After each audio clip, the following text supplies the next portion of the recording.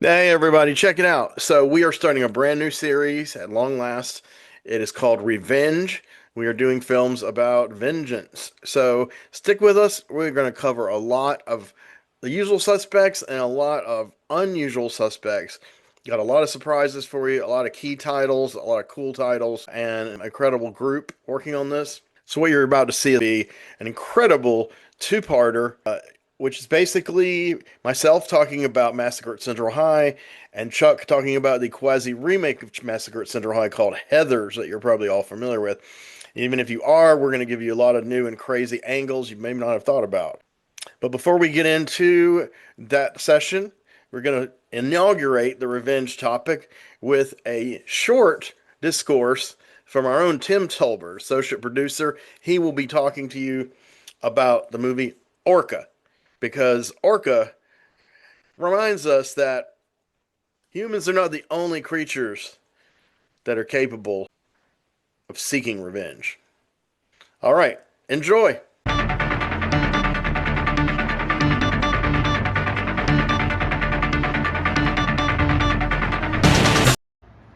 While Jaws inspired a slew of animal revenge films, the actual Jaws movie, of course, is not a revenge movie. Most of them are, just kind of rip-offs that are a little bit, forgettable for the most part. I think your mileage varies depending on how you feel about that original movie and Steven Spielberg. But one of my favorites is Orca, which is this it's such a strange movie because it has a lot of like the Italian sort of rip-off sensibilities to it, but then it also has elements in it of like a prestige Hollywood production. I mean, Dino De Laurentiis was behind it. This was around the time that there were movies like King Kong that De Laurentiis did, and you have a very over the top Richard Harris, who I always thought was kind of an overactor anyway, playing a beleaguered sailor who accidentally kills the mate of an orca whale, who then decides to, take it upon himself to cause him as much strife as possible.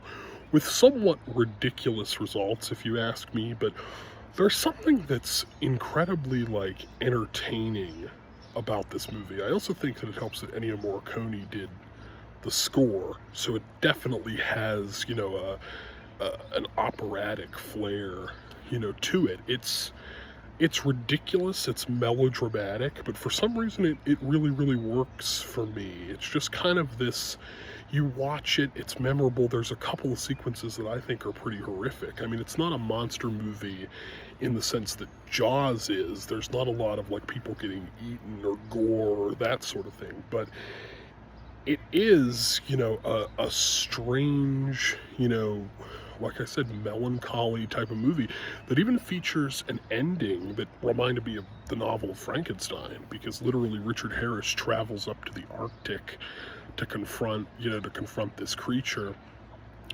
And he just is unrelenting. Richard Harris is kind of a bastard in the movie, although he does give it a certain degree of poignancy, which I think really works for the movie. And yeah, I always recommend this to people, but I feel like only if you're really into these subgenres and things would I recommend watching it. I don't think like the average Joe should just be like, oh, I'm going to watch Orca. Hello, everyone. We're back with Deep Images, still doing our series on revenge films. I have with me C.F. Roberts, co host, and Justin Cotton, co host. And I'm Henry Covert, as usual. We're kind of delving into some more of the classics. We're going to talk about one here in a sec that I personally think is a classic. It didn't really get much good press when it came out, but it gained a lot of traction. Kind of a touchstone in the history of the American slasher films, if nothing else. But also has some kind of important things to say. So anyway, it's called Massacre at Central High from 1976 by Rene Dalday or Dalder. Um, and so he's a European director, and he had done a script for Russ Meyer, and the movie didn't get finished. But Russ Meyer recommended him to the producers who were trying to get this thing made. So Renee Dollar took the basic idea and wrote the whole script and directed it. Before I get too deep into this, if you guys don't mind liking and subscribing, like the video and subscribe to the channel, we would really appreciate your help. We're trying to grow, and YouTube algorithms are notorious for keeping us down. The man is keeping us down. Yeah. So, so Fight the man. fight the man, and Massacre Central High actually is kind of like that about that. By now, this kind of story has become kind of cliche almost, doing it in a dark way rather than like an ABC afternoon special where they all love each other at the end. But it's basically about bullying and different substrata, social substrata in high school, and how horrible that system really is and how it grinds down the students. This movie is kind of like Peanuts. You don't really see any humans or teachers. You don't even hear them go wah wah wah like in Peanuts until the very ending. You see some adults.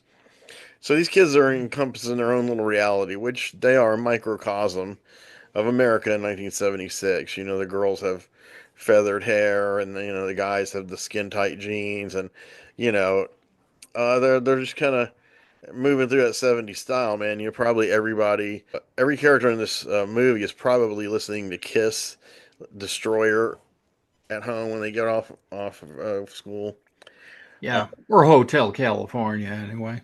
yeah, or in a year they'll be on to Saturday Night Fever. But so this is Mm. America, and so it really is America, and it takes this movie, and it really takes its remake to actually say it in word for word verbatim what the deal is. So with Massacre, uh, it was a young cast. I was familiar with most of them. Andrew Stevens is the son of actress Stella Stevens. He got started. Well, I was going to say she got started very young, having him because she was still playing in TV and movies at the same time as it came out. This guy named Daryl Morey. He was cast for a small role, but he ended up becoming the main character, David. Robert Carradine, one of the youngest of the Carradine brothers, plays Snoopy. Kimberly Beck, who played in a few horror movies. I first encountered her on the soap opera Capital. She's definitely 70s girl. She like actually is super voluptuous and I like tiny and skinny. But there is tiny and skinny girls for everybody else. Lanny O'Grady, who went on Yep. to do Eight is Enough, the It oldest is daughter. enough. She's Yeah. she's gorgeous in this. And Cheryl Rainbow Smith, our Uh, favorite sad hitchhiker turned cult film star. Rest in peace. And mm, we've talked about Cheryl at length when Francis reviewed Lamora Lamora. for Halloween. Yeah. Cheryl was kind of a tragic figure, but this is one of her first ones. I think she was 20 when she shot this, just barely. And she's already doing nudity, but in this movie, but it's not like in an erotic way. Well, if you find it erotic, I don't know what to tell you. Uh, Mm. and finally, Steve Bond. He's the other known quantity among the bullies. And he went on to play the bastard Quartermain offspring, Jimmy Lee Holt, in General Hospital for a number of years. And Oh, wow. I can't remember if he is deceased in real life or not. They recently established his character was deceased, but he had a kid. Ray Underwood, I think, is the other guy. I don't really know much about him. He's kind of a big, lunky, blonde guy. So I'll go ahead and let the cat out of the bag. If you haven't figured it out or read your copy of Phil Hardy's World Encyclopedia of Horror, the quasi remake of this film was called Heathers, and it came out in 1989. So what Heathers did was it took this premise and flipped it on its head a few times. First of all, this original is thoroughly 70s. Heathers has four girls who are like the most popular and they run the school. So Massacre at Central High has four guys who run the school. And they're just like the combination of, I don't know how you'd class them. They're like the jocks, the preps, and the metalheads, like combined into these studly dudes who basically bully everyone, and you should feel flattered to be part of it. And the blonde guy in the movie, even though he's kind of the lunkiest actor, He's pretty homely. You can get the feeling that he would not be included in this group unless he, passed some kind of tests that prove his loyalty.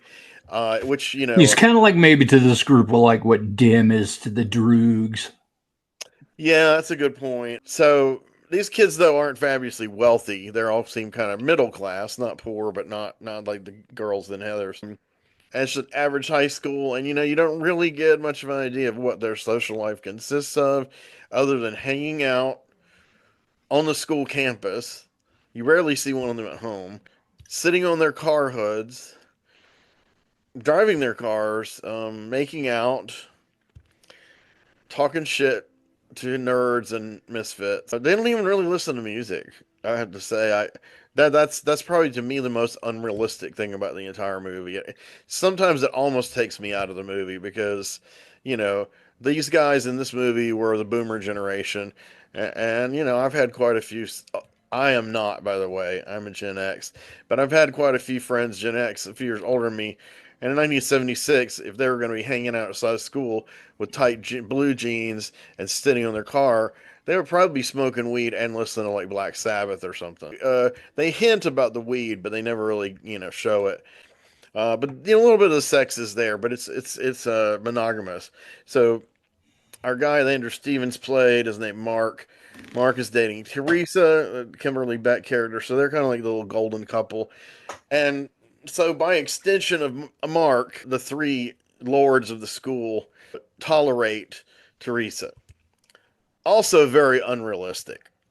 In real life, the three of them would be trying to have sex with her behind Mark's back. I can't believe the guys have no moral barometer at all, yet they honor their ally's girlfriend, who's just, stunning. That's definitely not realistic. But be that as it may, you have to prove like you're cool to these people. So the only one who's managed to do it is Mark, and then now his girlfriend. So this kid David comes along, and there's just something kind of different about him. Uh, I can't really figure out what it is. He just kind of acts like an individual. He doesn't get bent out of shape over stupid shit. He doesn't bully people.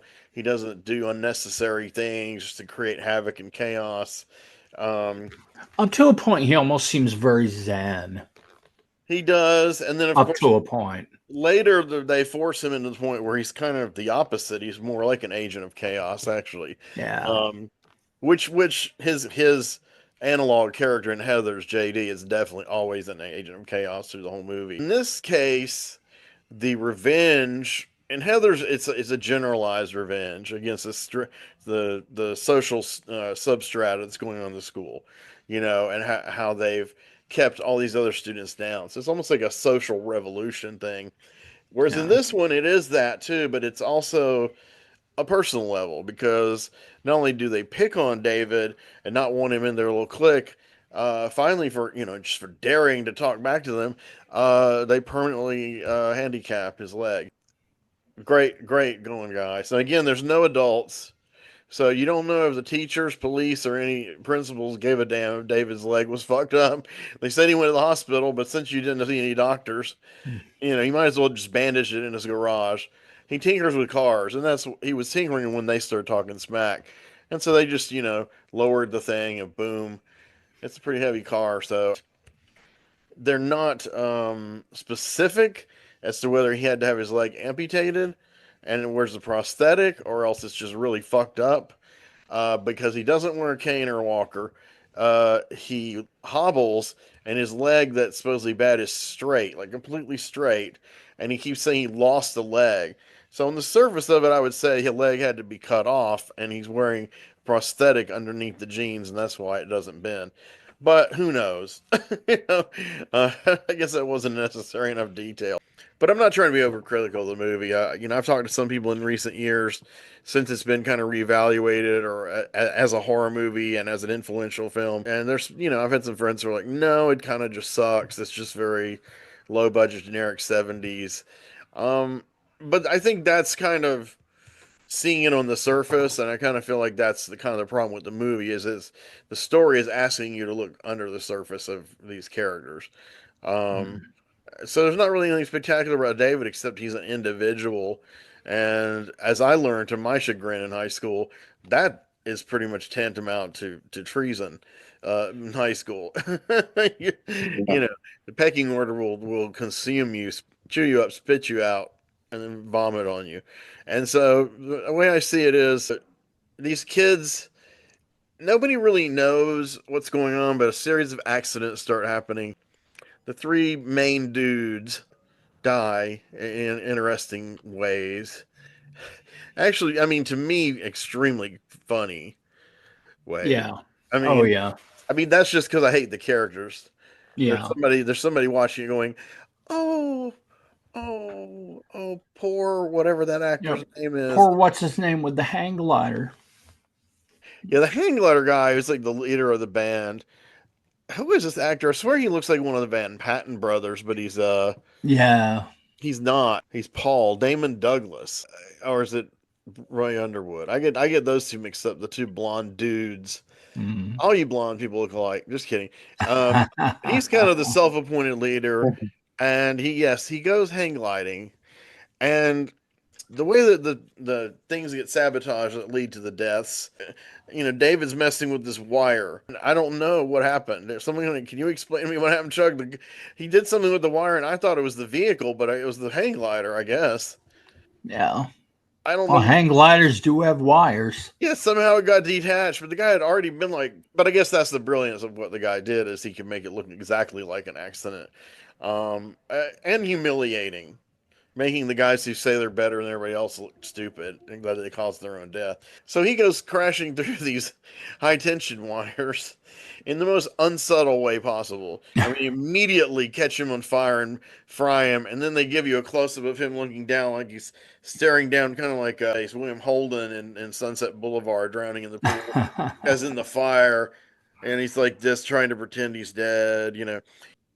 His death is not really met as a tragedy, except within that circle. Now, I did like that. Now, in Heather's, when the girls start dying and you do have adult characters, they start fawning over those girls, and it's kind of sickening. Kind of realistic. Basically, if you're rich and you die, it's a loss to the world. If you're poor and Oh, you die, yeah. If you're part of the cream of the crop, I mean, yeah. just everybody touts you. Just kind of And like, then nobody cares if Paul and Bruce die.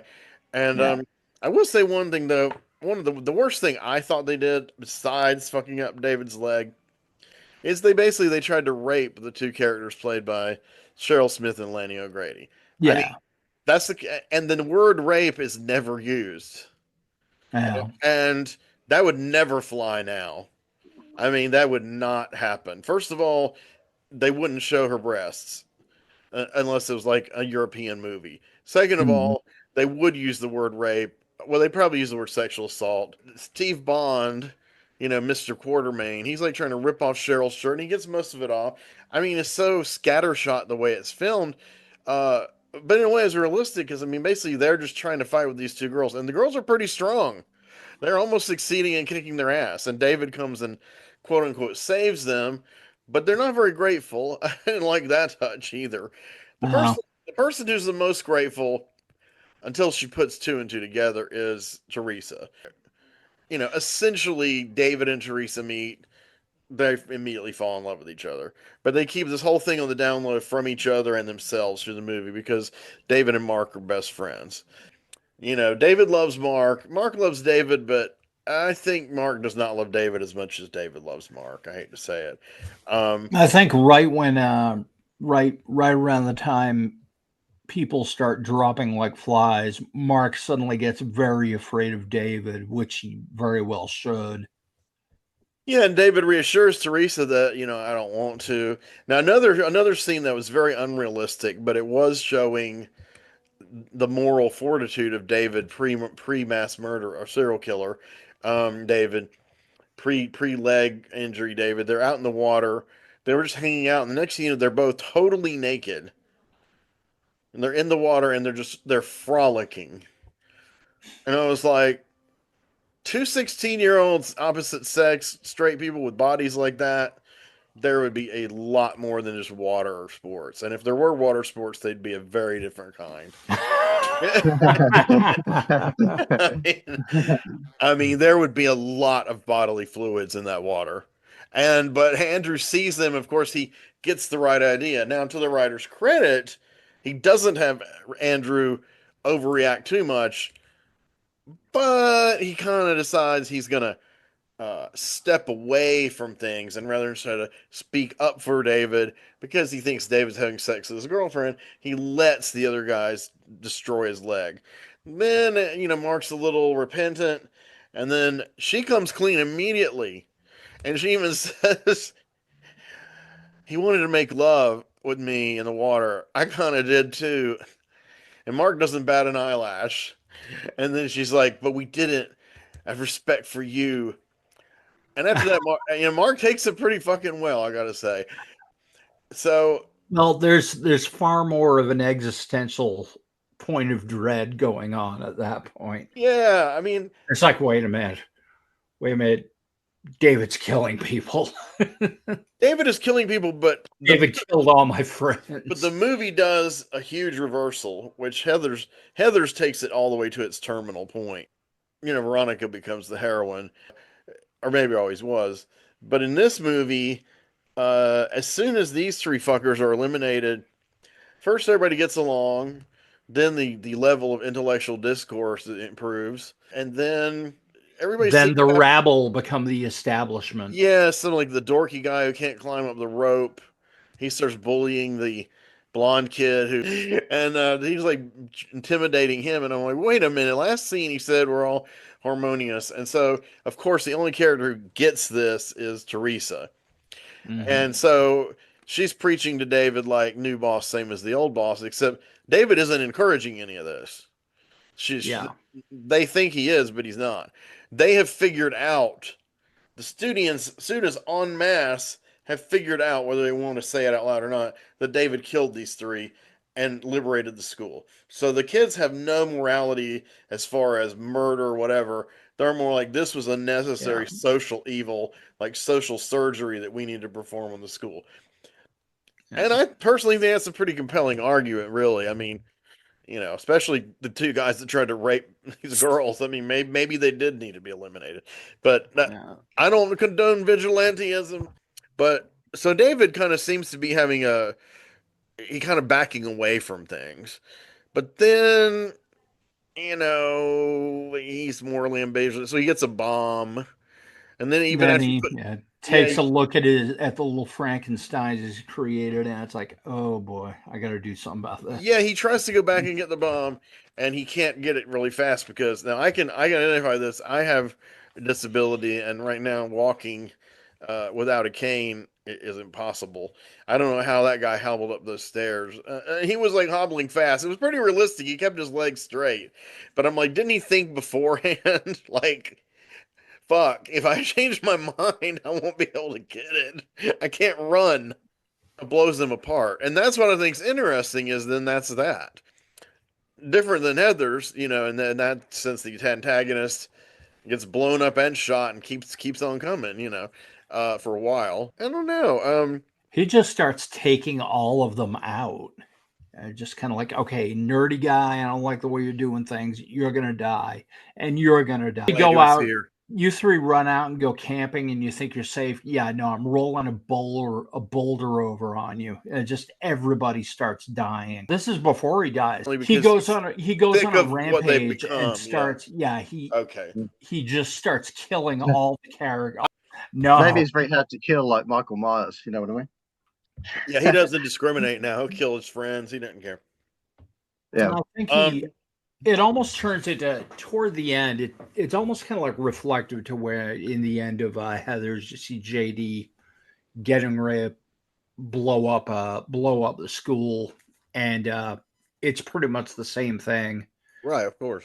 Yeah. He's doing that during a pep rally in Massacre. David's doing it in the middle of a prom.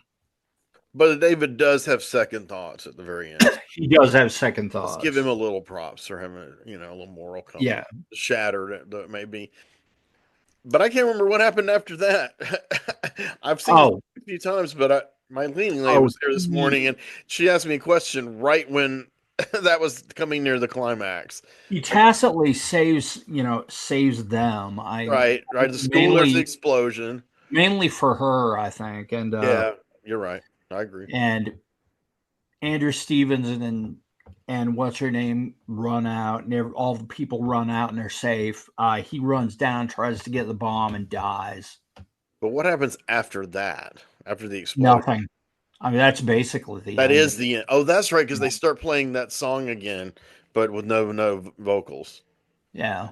It gets all happy. It's got a really pretty happy love song at the beginning, which according to the bonus features, wasn't in any way intended to be that music. This movie also there. I can't even believe I'm making her say this. Italy. So people who watch this channel know that Italy, like Japan, has like a little problem. Oh. They if it's extreme, they'll shoot it, they'll watch it, they'll make money, and I don't care how sick it is. So Mm.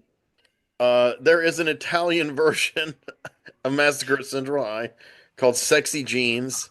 That's right. Has hardcore inserts, and Oh, good lord. I'm afraid to guess that they must have inserted them during the rape scene. And I've seen the poster. I don't know. I don't even know what to make of this. I don't know. Maybe it was a hit in Italy. I don't know.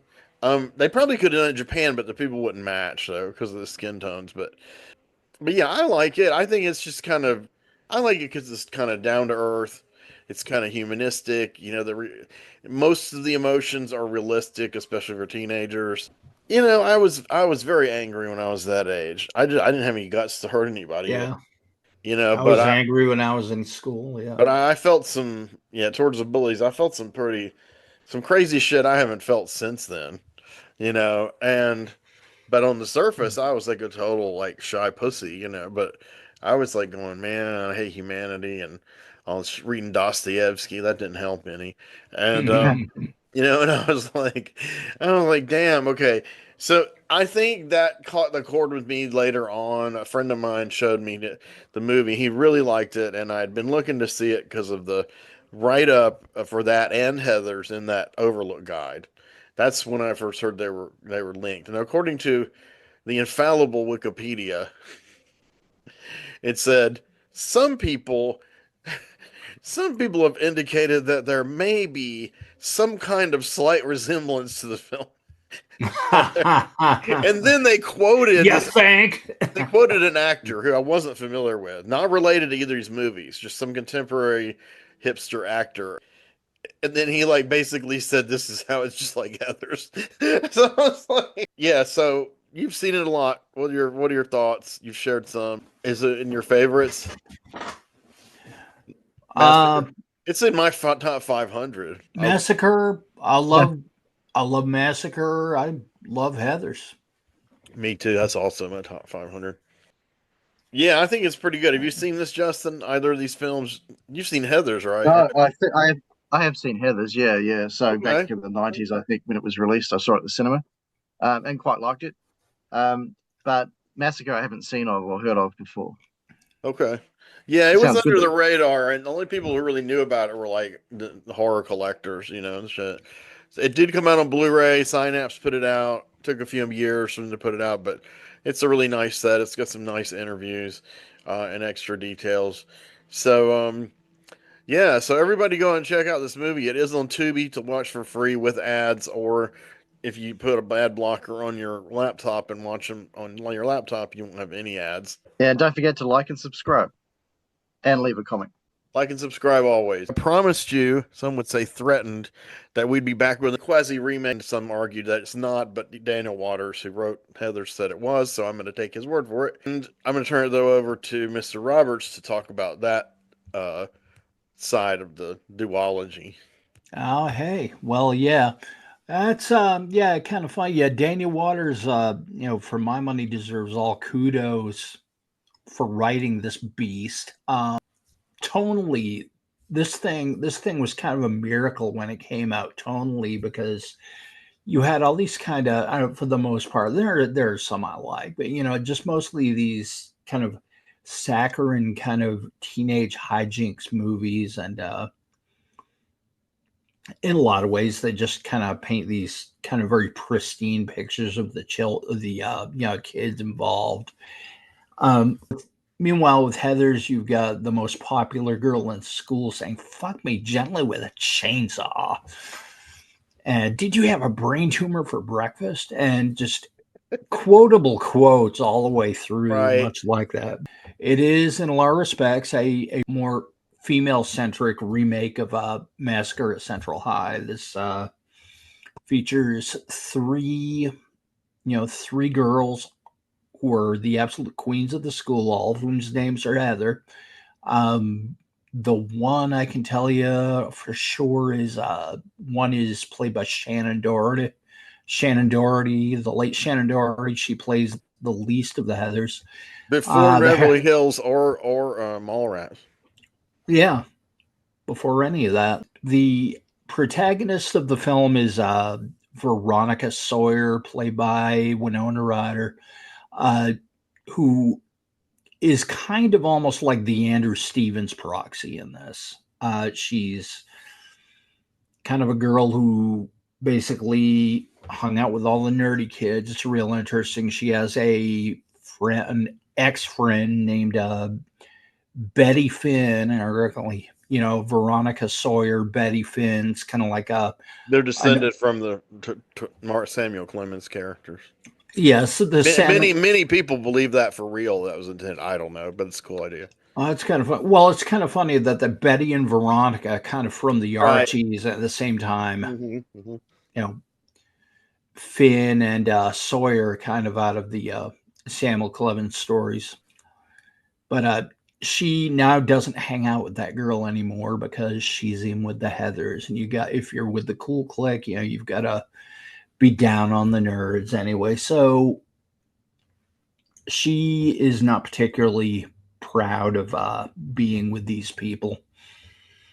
She doesn't particularly like them. And she, one, while they're out there acting like the just running the school or whatever, you kind of get a good look at the school and kind of the frightened rabble of nerds who get degraded and beaten up on. And there's this very, very overweight girl named Martha Dunstock, and they always call her Martha Dump Truck. And then there are these two just kind of boorish jock guys named Kurt and Ram, and they're basically date rapes waiting to happen.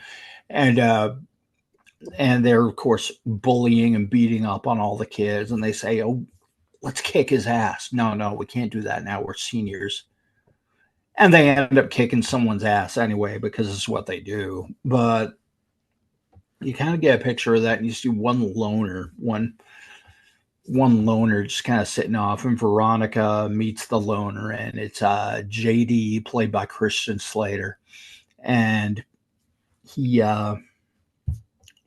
is a kind of wise, smart talking, kind of wise ass, and she likes him. Kurt and Ram instantly look at this sad loner, and this loner who is talking to Veronica. They decide they've got to go kick his ass. They go and start intimidating him, putting their finger right through his chicken pot pie or whatever in the lunchroom. And he responds by pulling out a gun and shooting. Well, it turns out the gun was, he was suspended. You can tell this is pre-Columbine. No. He gets suspended, for having a gun in class, even though, hey, it was just blanks. He was just shooting blanks, and all he did was make them ruin a couple of pairs of pants. And I was in high school before Columbine, and you would have absolutely been expelled for doing that in reality, without any question whatsoever. This is obviously a very lenient school. Yeah, I was gonna say, but no big deal. He's shooting blanks. Go take a drama class. Yeah, but the main Heather, who is the meanest of the three Heathers, decides she goes and takes Veronica to this. They're high school kids, and they go to this frat party, and basically she goes in, she's obviously going to put out, and she pretty much sets up Veronica to put out with this one kid. And you see her basically go down on, you see the Heather go down on this one dude, and then you see her in the bathroom afterwards, and she washes out her mouth, just this big mouthful of water, and spits it at the mirror, which to me is very smart characterization. She is like this. She's mean like this. She's a bully. She's, she's, a one-upsman, and she hates herself. Right. She probably hates damn near everyone else, but she specifically hates herself. Mm-hmm. But then Veronica won't put out, and you see the one frat guy who was trying to get with her. He's all just complaining to the other guy, like, "Hey, it's like I thought you said you was gonna give me some," and she basically tells Veronica, "Yeah, you're through at the school. I'm gonna embarrass you in front of everybody." So she takes off. She decides to go hang out with JD and bone JD and all this other stuff. And they said, "Man, Heather sucks. What are we going to do about her?" It's like, let's go hawk up a loogie in her drink or something. So they go in, they sneak in, and JD's kind of toying with it and saying, "Well, let's try some of this. Let's put some of this in her drink." And he holds up drink cleaner, and she's like, "Oh, you're not funny. Don't be saying that." And it's just, look, yeah, let's maybe put bean with bacon soup in there. And so they say, okay.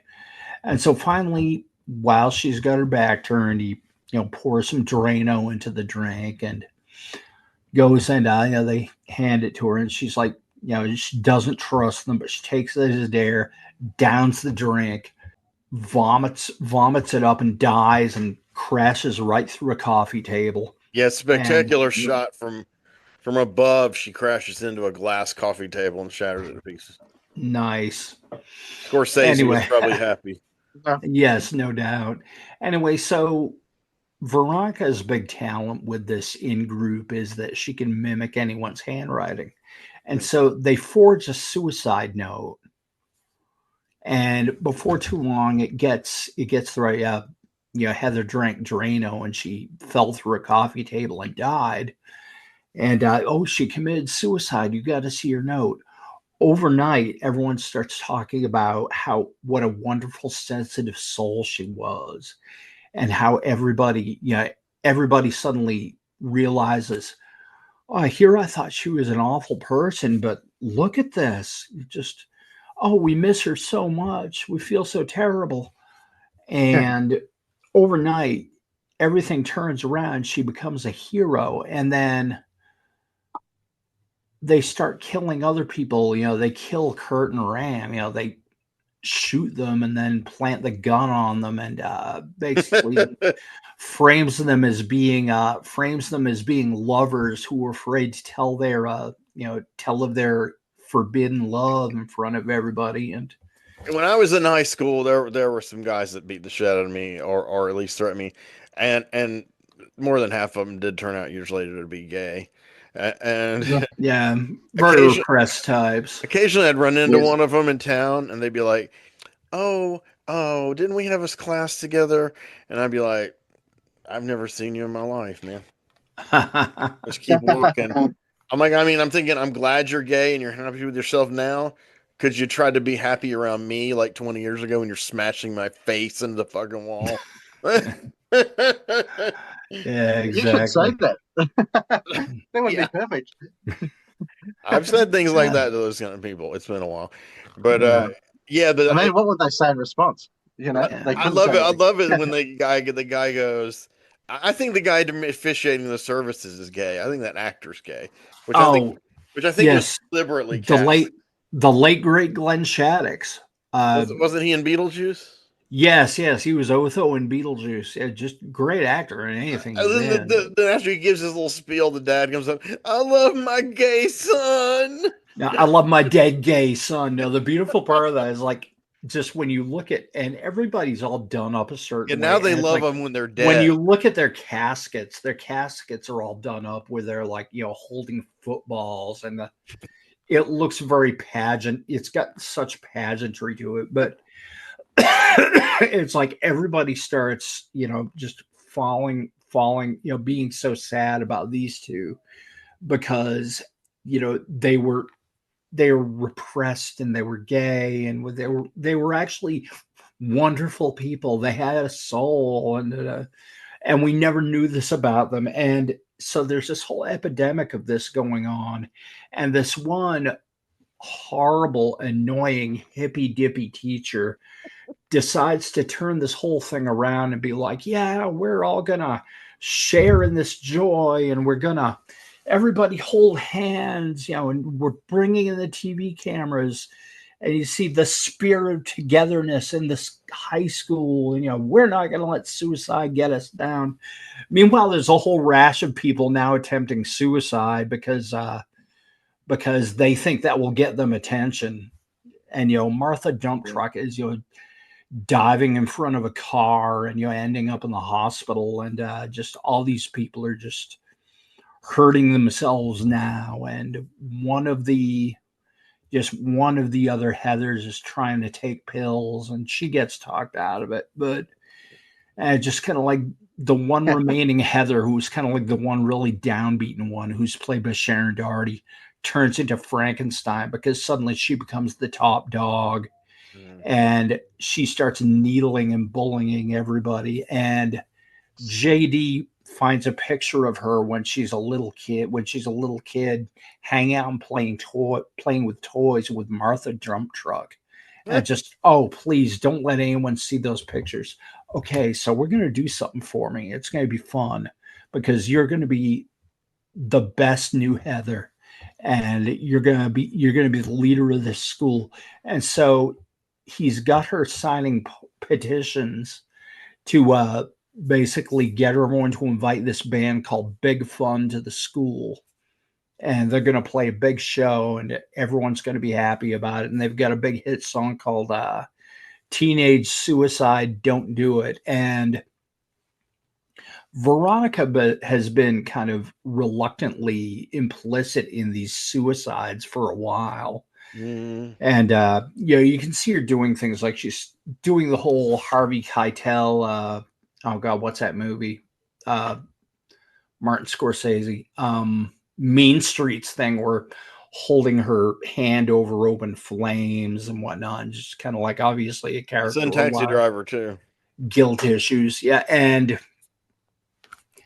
she takes a car letter at one point and like burns her hand, burns herself, And she's and doing self harm before it was trendy. And she also yeah, says, "Our love had a body count."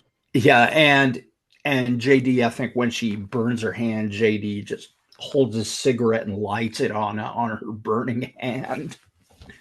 But there are a lot of little great comic touches like that. In the end, she's just like, all right, I can't do this anymore. We're breaking up. And then she starts having all kinds of dreams, or she's doing these things where he's just like, you don't know how easy this is. She's signing our little petition, but while she's doing that, I'm going to kill her off, and see, I've got her copy of Moby Dick, and see, I just outlined certain phrases. Everyone's going to think she killed herself. They're going to take every little thing, any little thing we drop. No one questions it. They're all just, oh, they committed suicide. Oh, that poor child. Code was in Moby Dick. Yeah, he outlines the word Eskimo. So you just write that, just outline that, and they're going to take it to mean something. And she runs away, and she's having full on nightmares about JD planting this shit. And they see Shannon Doherty lying dead in this coffin, and it's done up like an Easter basket with all these, just candy eggs and everything. And, Father Otho is just standing over her, just saying, Eskimo. She outlined many phrases in this copy of her book, Yeah, Moby Dick. you love that Just, word. Eskimo. She realizes, JD's trying to get a hold of her. She walks into her bedroom and she's got like this little Barbie doll with a big fun t-shirt hanging from a noose. And he comes up and climbs up into her window, steps in, and she's already hung herself. And so he's just like, Veronica, She I was didn't want you to hardcore. do this. Yeah, I was, I didn't want you. Sure, I was coming up here to kill you, but I wanted to show you our big master stroke first. And he starts reading her this petition to get big fun in the school, and he takes out of the whole thing out of it. It's a mass suicide note. He's going to kill everyone in the school. He's going to plant a bomb in the boiler room and kill everybody. David Redux. Yes, David Redux, except David minus the remorse. Right. And so he climbs out the window and he's like, "Yeah, sorry, wish I could have shared that with you." And he leaves, and she doesn't wake up, but looks up, and it's obvious that she's faked her suicide. She's done the whole Alice Cooper hanging trick of kind of hanging herself, but having a harness there. Yeah. Yeah. And she decides she's got to run out and stop this. And so she kind of goes down to the boiler room during a big pep rally while he's trying to set off the bomb. And they get in a big gunfight. And he ends up like giving her the finger. She blows his finger off. And I think in the end, she puts a knife through his rigged bomb and ends up dismantling it or something. And well, it stops it for a second. At least stops it for a bit, and then he follows her out to the schoolyard. Well, she also shoots him.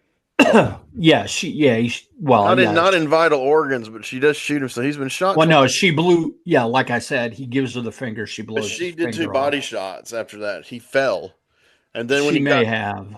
I don't know if both of them connected, but She may have. when he comes out of the school, you're right. He's messed up pretty bad, but he resets. Yeah, he's kind of like, you really did a number on me, and I'm like, you'd be dead. But yeah, this is a movie.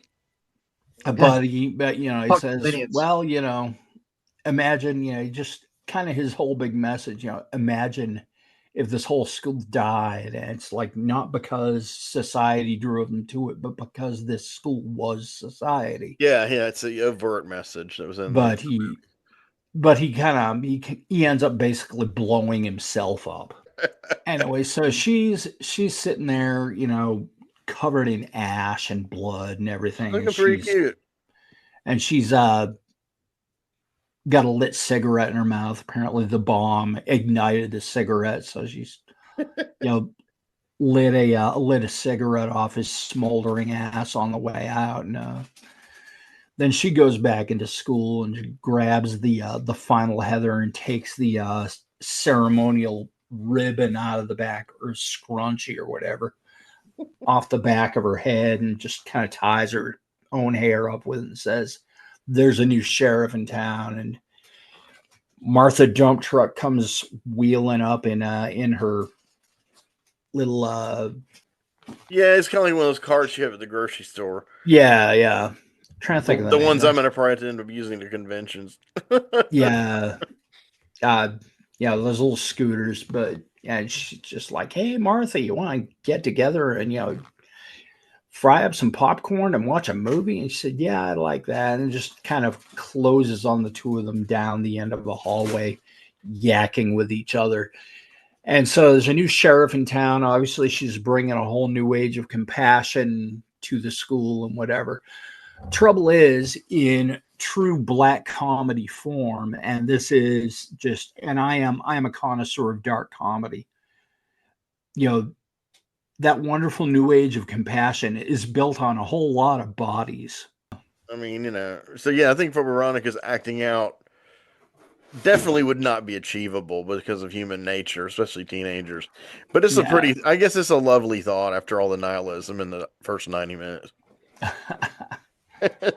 Oh, like I said, it's a lovely thought, except there are a whole lot of dead people, Right. which it almost, I don't know, it almost kind of feels like real politic or something. Uh, Whether that was what Waters intended or not.